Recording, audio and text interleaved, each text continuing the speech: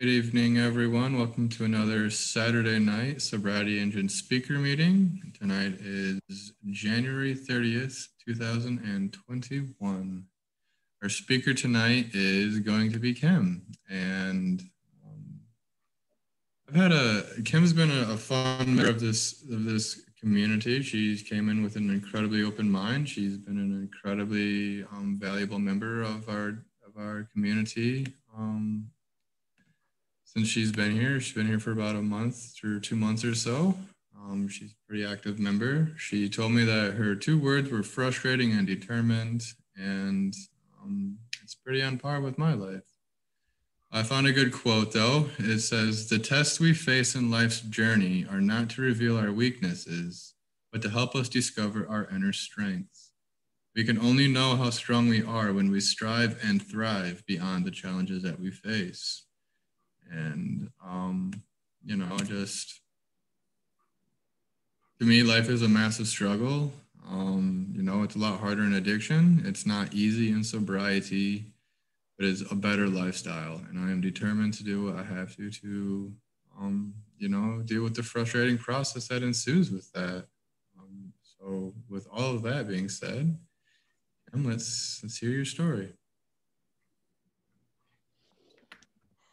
All right. Hey, everybody. I'm Kim, and I am a recovering spender.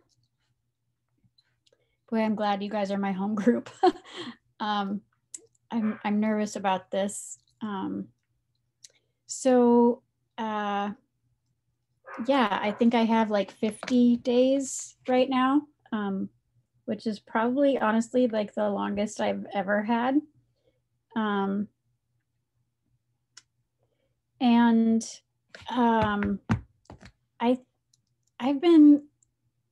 I had a really weird childhood, but I've been spending ever since, like, I remember the very first time that I was able to like walk to this little strip center to a Hallmark store with money I had saved up, and I bought this little doll. It was $4. I remember it.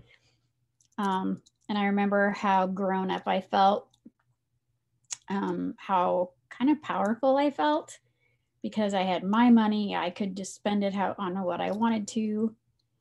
And I was able to even, go. Grew up in a very overprotected family. My family of origin was 8 people. I was raised by my great grandmother, my grandparents, and my mom and I grew up kind of treated more like siblings.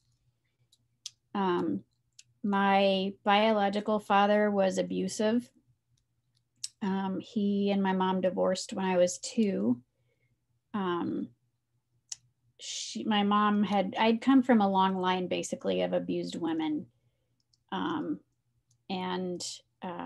I really didn't think I was determined to be the one that broke that cycle before my daughter. And as it turned out, I ended up with an emotionally abusive guy. He didn't hit me, so that was okay, according to my mom. But yeah, spending was my drug of choice from, I must have probably only been like 8 or 9, maybe. And I just remember that rush, that feeling of empowerment that young. I was always really different than other kids because I was being raised by a woman born in 1900 who didn't drive. She was a charismatic Pentecostal. So I grew up in San Francisco. My great grandmother expressed her faith with speaking in tongues, laying on of hands. When I was a little kid, I was a very emotional kid, lots and lots of anxiety. I was like by far the smallest kid in my entire grade. but they would bump me up like 2 years to go ahead for language arts classes. So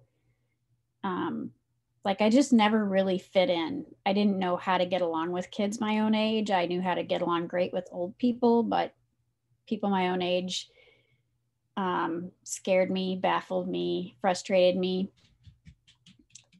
So yeah, when I got a taste of like being able to have like money of my own and what that allowed me to feel was a real rush.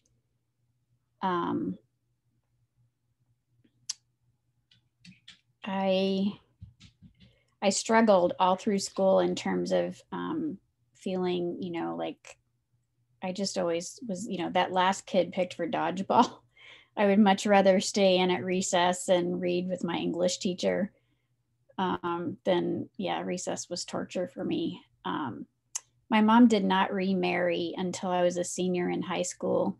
And over the years, as I've thought back, like it was really inappropriate, but if my mom had a date, she would take me with her. So sometimes, you know, we'd be like in a lounge, you know, listening to a singer or, you know, like having, you know, I mean, they were drinking. And then when I was 6, my mom went back to visit her biological father, who was the violent perpetrator in her past, and took me with. And he owned a redneck tavern. And so from the age of 6 in the summers, I would go and I would hang out at this redneck bar while my mom was there. I remember loving nothing more than getting $1 in dimes to play the jukebox and all the songs I wanted to. Or like my grandpa had this ranch hand that would help him out, and his name was Bud. And I would play pool with Bud at the table, and like I couldn't even reach the table, but like I just was always being shuffled off somewhere. And then I remember one time going there, and this guy was sitting up at the bar on a bar stool and literally passed out and fell over backwards from the bar stool. I mean, again, I'm not even like 10 years old yet. And my mom's like, "Oh yeah, that's your cousin Corbin." And I'm like, "Oh my God." I just saw some really inappropriate things for a little girl to see. So on the one hand, I have my great grandmother who is, you know, like trying to like stuff religious tracts in my book bag, or, you know, for me to hand out. And I had a really bad temper when I was little. And so she would pray, she would perform these exorcisms on me. So they were terrifying. And she was praying all the time. And when grandma prayed, she would weep and speak in tongues. So it was a really intense, frightening experience, and it constantly happened. But then on the other hand, I would go with my mom, you know, like on a date or hang out in this redneck tavern when we'd go visit her dad. So it was a really confusing childhood.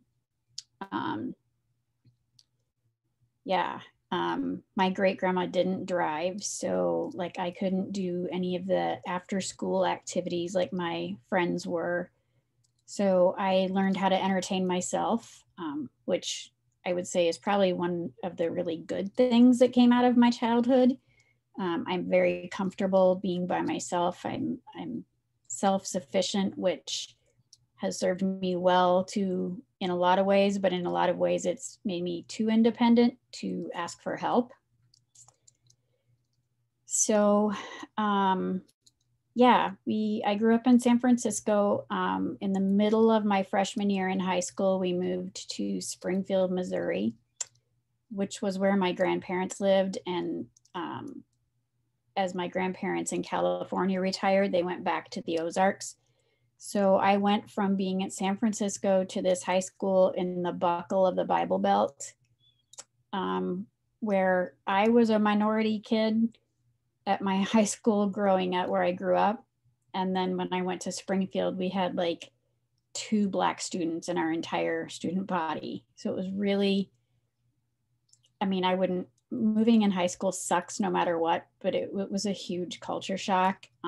Kids had a lot of money. They were doing drugs, you know, they'd get, you know, new sobs and stuff for their 16th birthday, and they'd, you know, get blasted on cocaine and crash their cars or whatever.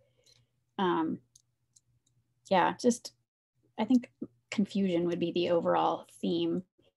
One of the things that was frustrating for me was that on the one hand, I was getting, you know, this heavy, hard-hitting religious doctrine shoved at me, and yet it never applied to my mom. Like somehow, some way, my mom was exempt from all of those rules that I was expected to live up to and failing.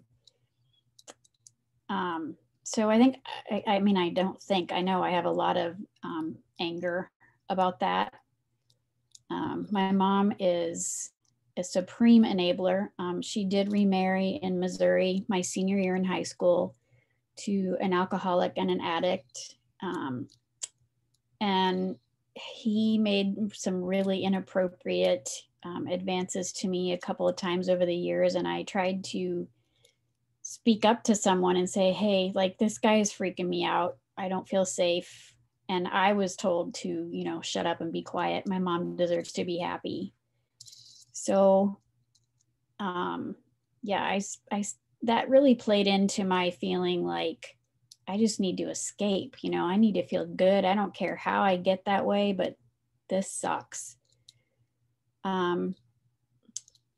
And so actually I started drinking when I was 15. It seemed like a very natural thing to do since I've seen all these people, you know, bombed in my grandpa's place for years.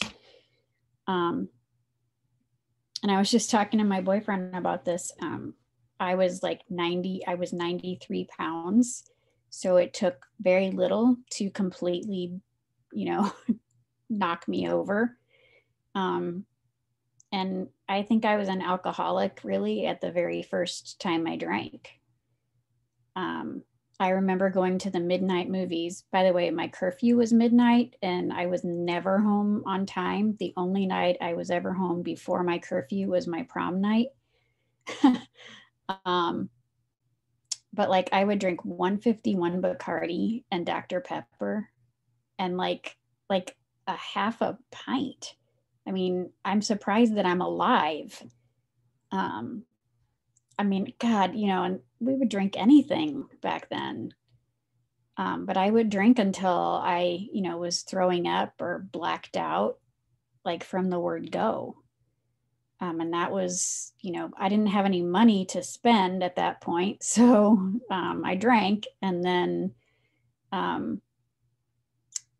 I drank like that through high school and college. I, you know, kept my grades up. I got my scholarships, you know, but inside I was so confused and, you know, unhappy. And I just felt like I never belonged. And I was just pissed off. Like, why do these rules apply to me and they don't apply, you know, like it's inconsistent. And that was really hard. I really didn't switch my drinking, maybe. I mean, I was starting to, like, when I got out of college and I had money to spend, I was doing both for a while. And then when I got pregnant and had my daughter, I was like, oh, hell no, this stops here. Like, I am not passing this on one more generation. And so that was really a turning point for me in terms of being determined. You know, I was like, I know I'm miserable. I've always been miserable. I don't want my daughter to feel like that.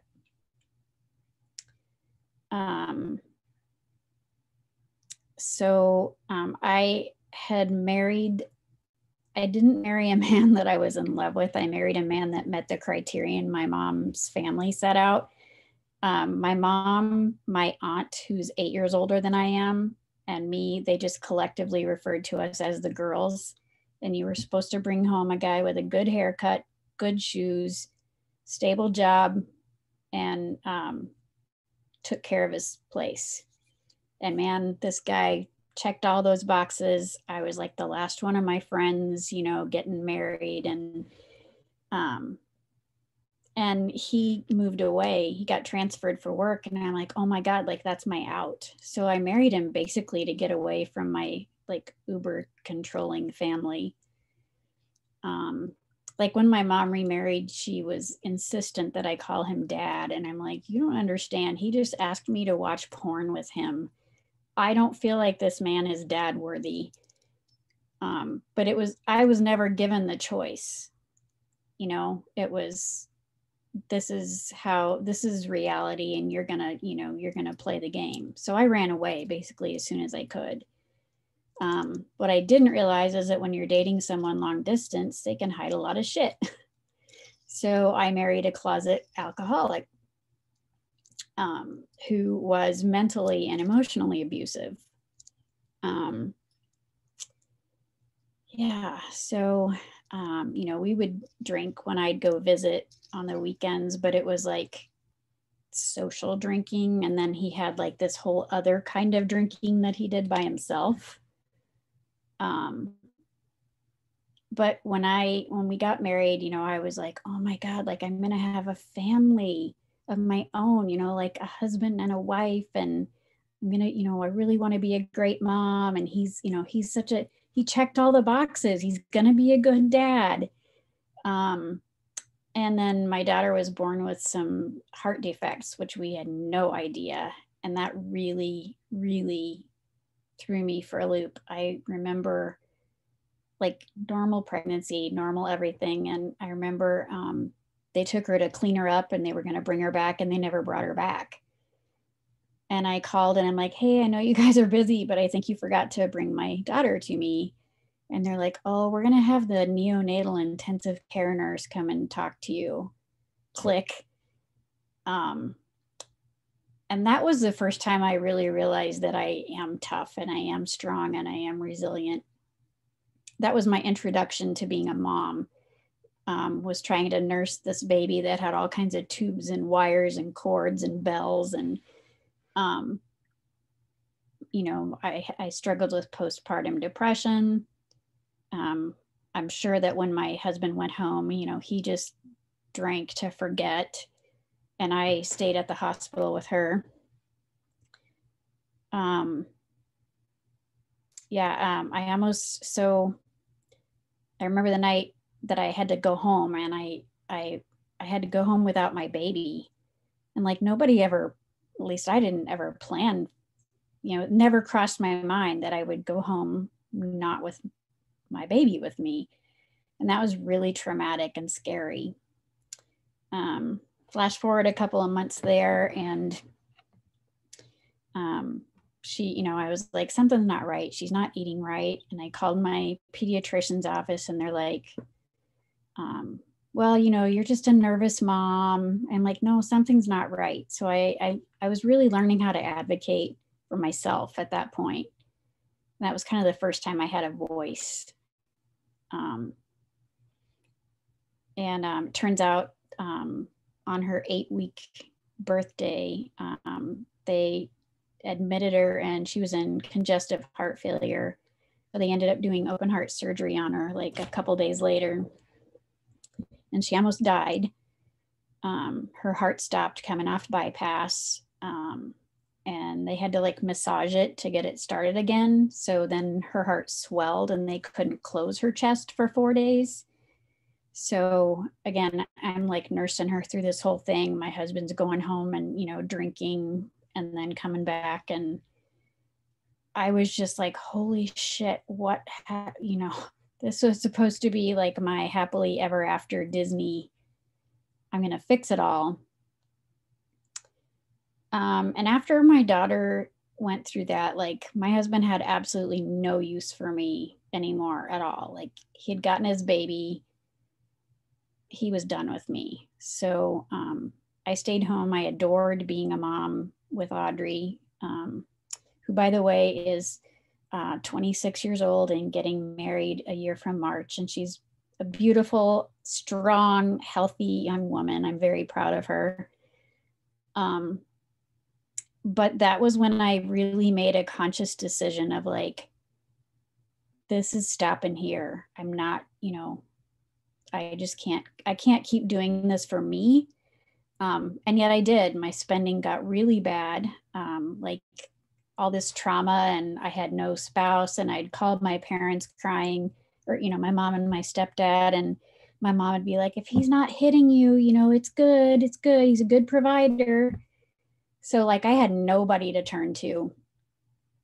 So I had money. He had a good job. And so I would go and I would buy clothes for me and clothes for Audrey. And that was the best I could do at the, to try and figure out how I got so stuck in what I was going to do. And then, good feelings, bad feelings, any feelings at all, I would spend. And so it just, I've struggled with that my entire adult life. I would say my ex and I were married for 22 years, and it was really never good. He was a very abusive man mentally, constantly gaslighting, making me, you're crazy, you don't know what you're talking about. Despite like DUIs and the cops coming to our house because he ripped the phones out of the wall. I was the crazy one though, but my kids did not know that he drank until I think my son was in like 9th or 10th grade. And he passed out in the yard. And my son comes in and he's like, Mom, I think, Dad's had a heart attack or something. And I went out and I'm like, fuck, he's stinking drunk. So I just remember getting him in the house and my son walking around our bed like several times, like looking at his dad like he was a scientific specimen, trying to figure out, what was going on. But yeah, I think when my kids were growing up, they thought I was like the raving, pissed off, moody bitch. Like they didn't know their dad, came in and he had the good job and blah, blah, blah. And they didn't, he didn't swear. I taught my son the F word at 2 years old. He used it correctly. I was kind of proud of him, I guess. So my ex was just very hung up on, he's a very self-righteous person. And I think part of how he made himself feel better was by,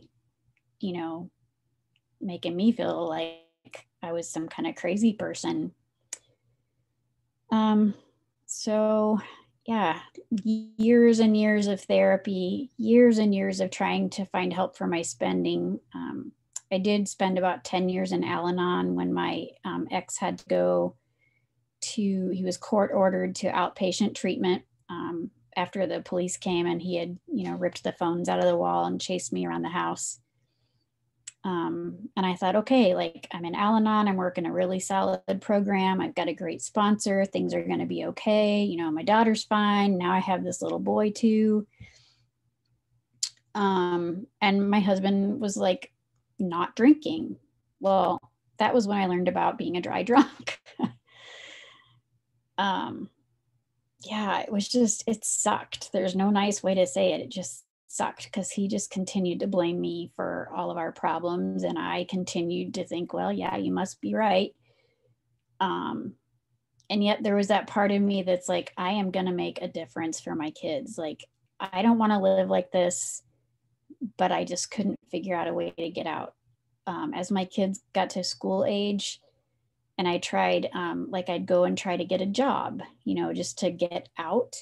And he would always somehow sabotage me being able to work. He wanted me at home where he could keep an eye on me. And I just was miserable. So we moved around a lot while he was growing in his career, which kept me isolated. He'd move and he was moving to a culture he knew with people he knew, and he was climbing, and I'd have to start over. So again, my spending was kind of my only outlet, really, I thought. But I didn't connect, like in Al-Anon, I didn't connect the spending. I'd try to bring it up and people would be like, oh yeah, I shop too. Like, we all do that. Like, oh, okay. But it was really fucking up my life. I remember taking Audrey one time to the mall, and she was like 2 years old. And I like bought her some clothes, and she was tired or something. And I remember yelling at her, like, if you don't appreciate this, I'm like, now I'm thinking, oh my God, she was 2 years old. And I'm like shaming this baby because she didn't want to be shopping with her, whacked out mom. So I feel really bad about that.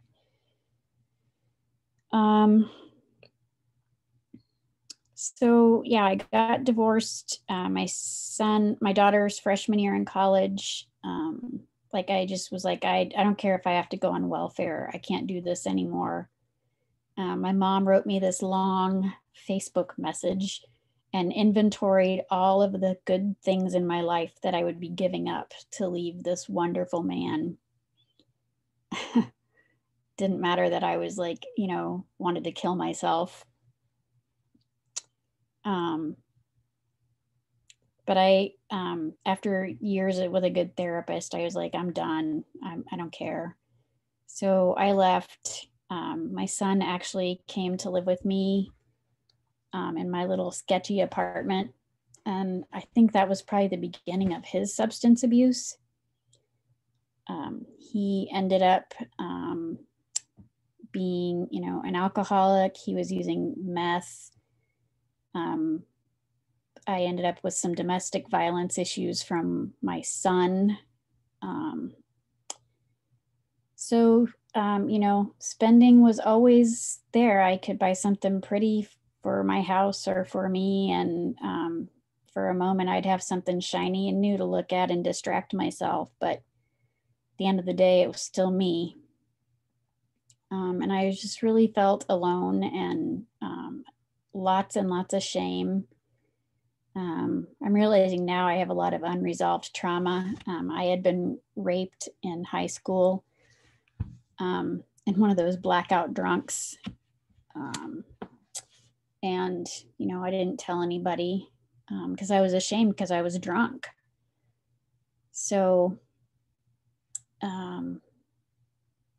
it just kind of was going from between, bad to worse and back again.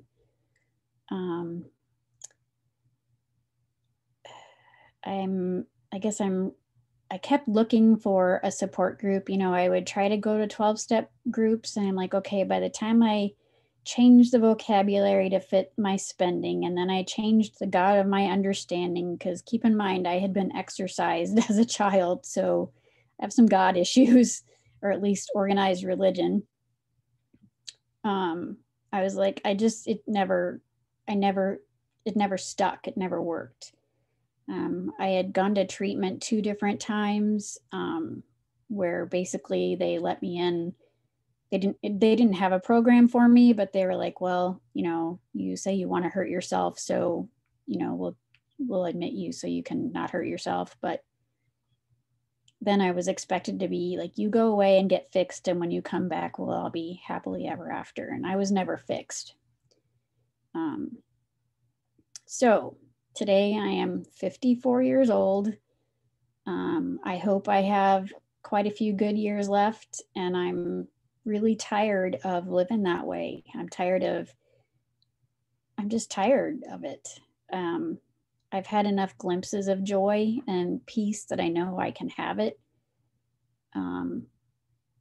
I finally, honestly, with you guys, this is the first place in my entire life that I've sought help for who I am and the problems that I have, where I've felt seen and heard as who I am and where I am. I know I have a lot of healing to do, but I also know I've got, good things to pay forward, and that's kind of how I feel. yeah, I just want to pay it forward. I'm very, very grateful that I've made it this far. I'm in a healthy relationship. You know, I'm on my own. I've gone back to school. I'm feeling really good about all of those things, and I'm working on healing and cleaning up the messes I've made. So I think that's about all I'm going to talk your ears over tonight. That's about it. Thanks.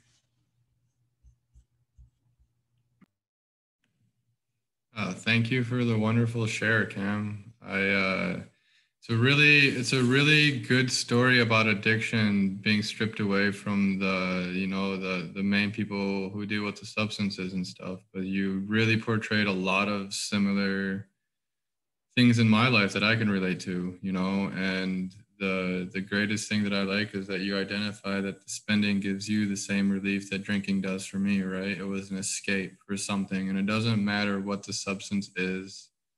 It's that there's an unhealthy behavior to help us get away from things, and it's your childhood, you portrayed a lot of childhood traumas and dealing with, like you told my childhood story straight up. I mean, not verbatim, but a lot of it was, I share that with you. And as I got older, I I just chose drugs and alcohol. Honestly, I can tell you handfuls of times how many times I've gone and splurged on money, and it's made me feel equally as well. Like that's and I'm glad that you have found a group that can support you and that you can put the effort in to heal with the rest of us. I feel very similarly to the way you feel. I came into Sobriety Engine kind of at a crossroads. I didn't have a lot of faith in religion myself or the steps, but I wanted to come here and work and heal. And these people just listened to me,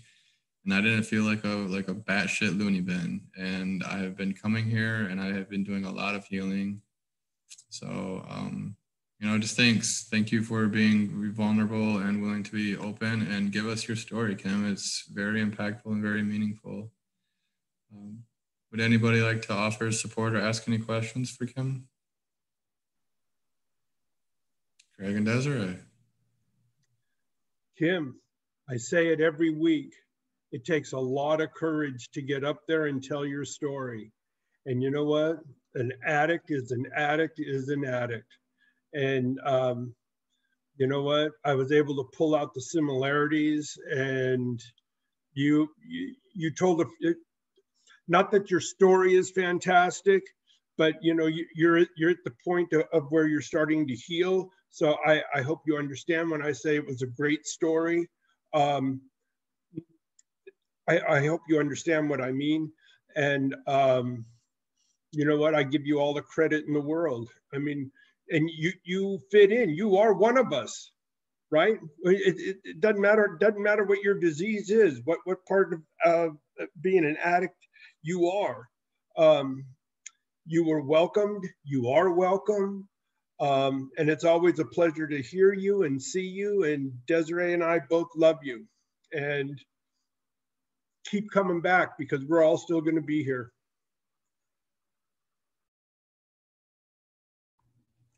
Thank you. That means the world to me. And I love you guys so much. And when I say you're my family, you're my chosen family. And that's huge for me. It really is. This is my chosen family as well. And it means a lot for me. I haven't had the strongest family roots in my life. So even having people that I can trust to lean on, a chosen family is a big difference in helping me heal. And we are all welcomed. It's without a doubt. It doesn't matter what your story is or what your past has been. You are welcome here. It's what I appreciate most about this, the open arms love. Leo, my mans, what you got? What's going on in your thinker there? Kim, you just belong. You're one of us. Yours was different than mine, but you just belong. I don't ask, why are you here? Why wouldn't you be here? Why wouldn't you be here with all that shit that you've gone through, you know? And you know, I remember the rush of especially on the weekend, you know, when I had to get my jug of vodka, and if I didn't have enough money and the banks were closed, the scramble was on. Where am I going to find my coin? And I remember I would go to the beer store and cash in my empties, and I'd drive around, or I'd go in the hall and I'd pick up empties in the hall to come up with enough cash to go to the beer store. So then I'd go to the liquor store. You know what I mean? So it was all the event of getting to where I had to get to. So I've talked to a few gambling addicts, and they've got that rush, but that's their way. And as a spender, you know, I know you've got that rush in your way, you know, and I still have, not so much in this room, I still have problems trusting people.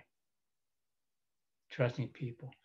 Trusting is so important, though, to my healing and wellness. And I think trusting is really important to your healing and wellness. And I think you're just getting started with this. You know, I think you're just going to be a force when it comes to helping other people, man. This is your journey. This is your story. This is your journey. You know, I love you. I loved you from the get-go, man, because you just bring it. This is it. You know, I'm fucked and I need some help. That's the best. Well, guess what, sweetie? I'm fucked and I need some help. It's an honor to know you.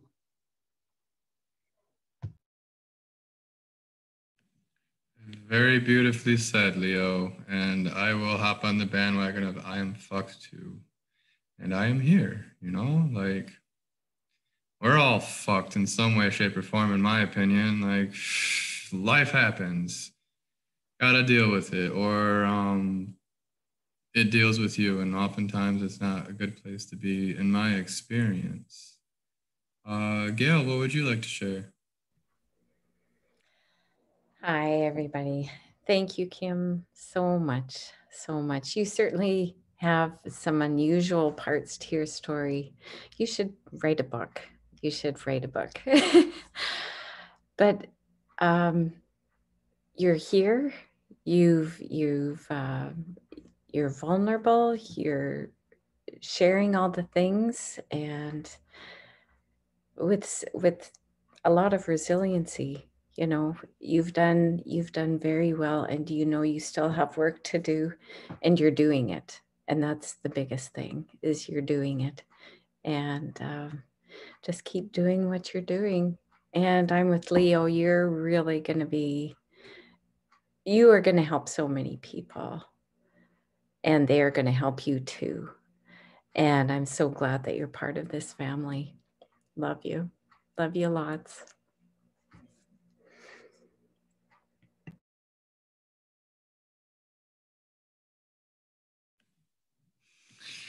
Thanks, Gail. I definitely agree. There's a bright future for all of us, you know. But I know that I'm looking forward to seeing what your future holds, Kim, especially with you wrapping up your degree on being an addiction specialist and all these things. Like, I just like the way you're coming about it. You know, you have all of the knowledge and you have the story, and you're being brave and coming out here and saying, you know, like my get off is a little bit different than the typical 12 steps, but there's an underlying problem that just runs through here. And I really, really respect that a lot. Like it takes a lot of bravery to, you know, to be like, yeah, I'm kind of different here, but I have a lot of similarities. And I just, you know, like, one of the things I wrote that I related to you was that I was often an outlier in my life too. Like I was always, for some reason, like the second to last one picked, or never got invited to the friends' houses or the parties or anything else like that. So I was really familiar with that outlier feeling, and entertaining myself a lot as a child. You know, it just, and for the first escape that I had, I took, because it made sense to me. It alleviated a lot of the confusion that I was experiencing, that you were talking about. I was just a confused child, like, and I have discovered that a lot of the childhood traumas in our life go unresolved, and we find ways to cope with them, and it's either in a healthy way or a non-healthy way. And we're for this crowd, we are sitting in here because most of us chose an unhealthy route, but that like we're working on being healthier people, and that's really the most important part of this process. We had an acknowledgement, an awakening. This isn't the life that I want to live. I get these small glimpses of who I want to be, but I can't get to the other side for some reason. Like I'm just ready to do the steps now. I'm ready to do what it takes. And this is exactly what these meetings are. And especially the opportunity to share your story. Like I know for me, when I shared my story, it opened up a lot of doors that I didn't know how to talk about. And a lot of that was just opening up channels within my own self, getting it out for you guys to relate, but also opening up channels in my own self to go through and heal and navigate through. So, yeah, it's definitely a bright future for you, Kim. You have a lot of knowledge. You clearly have a big heart. And yeah, I'm really, really, really happy about where all of us are. Anybody else have any thoughts they'd like to share tonight?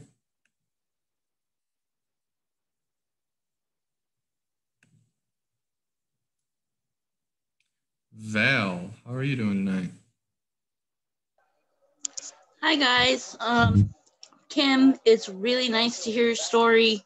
It opened my eyes, right, and made me realize that addiction is so crazy that it really goes to things other than drugs and alcohol. It can be other things, and that's really like an eye-opener to it shows me how strong addiction really is. Like it's real, it is a disease and people get it and it's hard to shake. And continue on your journey, Kim. You're doing a good job, and congratulations on your 50 days. I have 60 today, so I'm right there with you. And Kim, just thank you very much. It takes a lot for someone to come up and share their story and be vulnerable like that. Like, I don't think I could do that. And, I praise you for it. Thank you so much, Kim. Thank you for letting me share. Thanks for sharing, Val. And it's a really eye-opening experience as to where addiction travels off to. It's just like a thinking pattern that I find, and a lot of us talk about it, that the use, whatever the use is only a part of the problem, and then we got to deal with ourselves. I think Kim even said something about it, like at the end of the day, it's still me, right? Like after all of this shit, good or bad, I have to live with myself.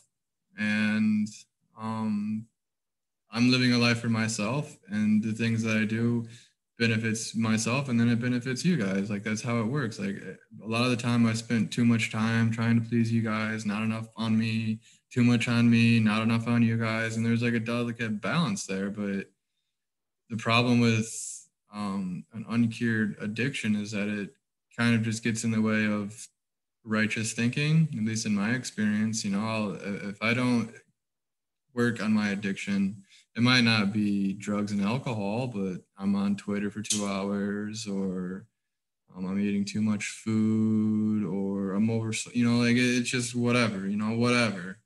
So yeah, it goes everywhere when it's not taken care of, and this is why I come to these meetings so often, because I need them. I literally need this, because when I step outside of these meetings for too long, I start telling myself that I have this, and I don't. It's not a good place to be for me. Does anybody else have anything else they'd like to share with us tonight? Jess? Hi. Thank you, Kim. You bring up a lot of such realistic things that I encountered before I quote unquote was considered an addict, I guess, on paper, so to speak. when I worked the career that I had at a young age, where I rose up the ranks so quickly, and I really wasn't very happy. I literally would, every single day at lunch, I would go and buy lunch, of course, and buy my coffee. And then I would go to Marshall's or Target or wherever. Literally, like every day I'd be buying $30 plus shirts, sweaters, whatever, because I could afford it. But it was because I was just so upset. I thought, oh, if I bring this home today, it'll make me feel better. And it was that constant hole that I was trying to fill. So I can totally relate to, I think for me, that was probably some of my early onset behaviors towards being an addict, was the shopping and the spending, the wasted money and stuff, because I was just so miserable at home. And, I had everything that everybody said I should have, but I was just so upset, like that, to fill that void, or at least temporarily, was walking out with that bag from the store before I had to go back to work. So I really appreciate, and I love that we have this group where everybody struggles from a different type of addiction. It doesn't have to, it can be so many obscure different things, and it doesn't matter, because at the end of the day, we all face that same core, feeling of wanting to belong and fit in and be cared about. So it was really nice to get your perspective, and it just brought up a lot of things that I guess inadvertently I've gotten better at.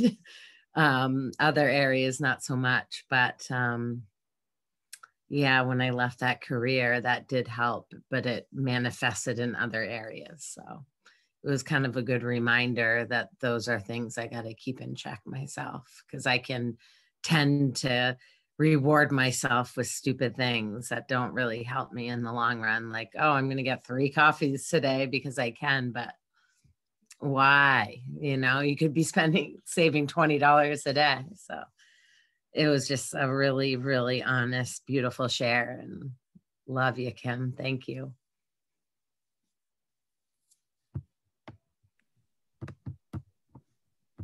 Thanks for sharing that with us. And it's really one of the reasons that I like the speaker meetings, because they always bring up the little subtle things that I'm always overlooking. I'm aware of them, but they're not in my forethought, because I just got way too much going on in my head all the damn time. And so when someone, every Saturday, someone just tells something different that I can pinpoint, that's like I take notes on every single buddy who shares of the things that I personally relate to with them.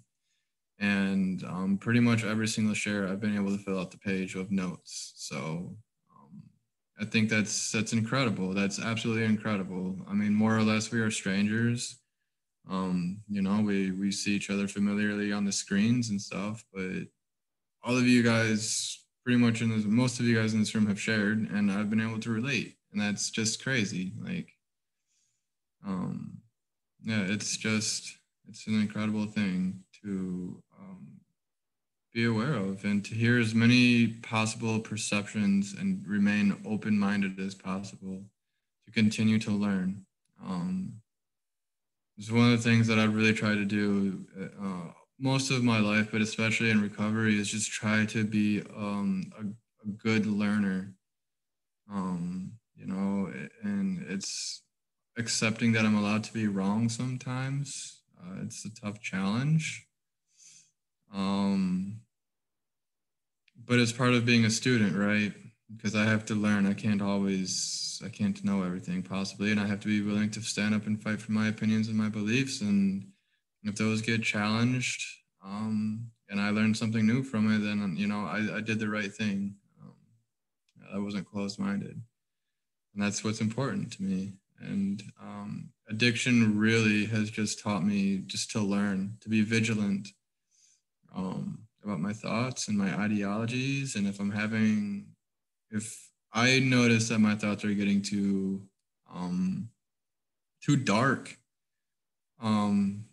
it's an easy place for me to check in. Like, when was the last time I've done something for myself or anything like that? And this is part of this me learning myself, day in and day out, with the absence of substances to allow me to deal with it. You know, relapse is a part of my story. I've cut the cycle up. But yeah, I mean, addiction comes in like sex, it comes in money, it comes in food, it comes in drugs, it comes in like it's everywhere. And I really like that this group keeps it that way, you know, like this is a group based on addiction. It's not one specific thing, one specific set of like rules. It's just everybody come here and put forth a good effort and be willing to learn, and it'll happen. It just takes time, you know.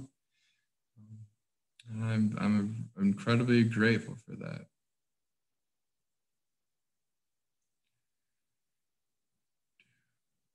Does anybody else want to share tonight?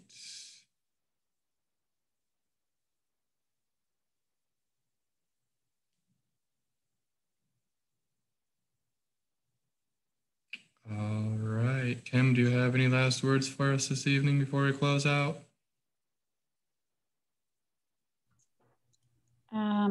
I really appreciated just that continued validation. I really like what you said, Travis, about, you know, at the end of the day, it's addiction. It doesn't matter what your drug of choice is, or, you know, what the details are. It's the same disease. It, you know, it wreaks the same havoc on ourselves and, you know, the people around us. And like I said, I have wanted to find a place, a people like you guys for as long as I can remember. And, you know, there's so many times where I was just like, it just doesn't exist. It's not going to happen for me. I deserve this or something.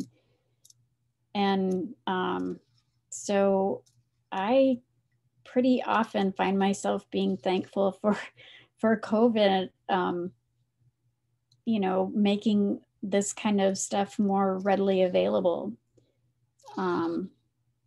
So yeah, I just, you know, I try to find, you know, things to be grateful for. And that kind of helps me keep going. But you guys have been literally an answer to prayers I didn't even know I was praying. So thank you very much. Beautiful. Thank you. Thanks again for your share and just everything. Yeah, we could talk about it forever. We all know this, but it's just another wonderful story, and I'm grateful that I was able to be here, you know, to support you, to gain insight for myself and be here for everybody else. I love it all. So that being said, let's take a moment of silence for all of those in this world who are still sick and suffering, however they may be. May they find peace, and then we will follow up with a serenity prayer.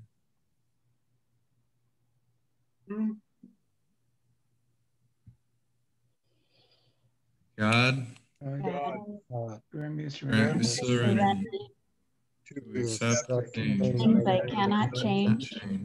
Courage Change Change things that I can. and the wisdom to know the difference. Know the difference. Amen. Come back. It works when you work it. That's right. Thanks for your sharing, Kim. Thanks for trusting in us. Evening, everybody. Thank you for your service, brother. Thank Absolutely. you.